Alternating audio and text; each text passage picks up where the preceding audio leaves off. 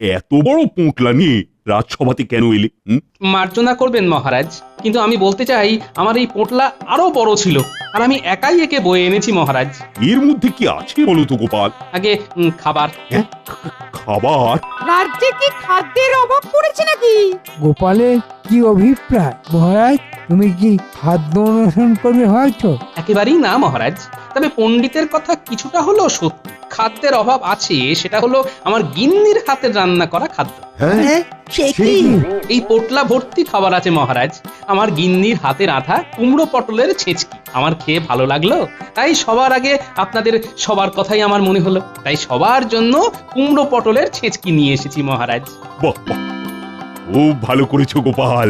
মহারাজ, রাজসভাতে রাজকার্য না হয়ে সবাই কি এখন কুমড়ো পটলের ছেঁচকি খাবে? সে কি মন্ত্রী মশাই, আপনি কি ভাবলেন আমি রাজসভায় বসে বসে সবাইকে খেতে বলছি?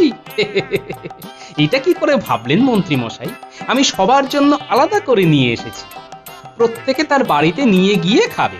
আর মহারাজ, আপনার আর রানীমার খাবার আমি অন্দরমহলে পৌঁছে দিয়েছি। চমৎকার গোপাল, চমৎকার। তুমি সবার কথা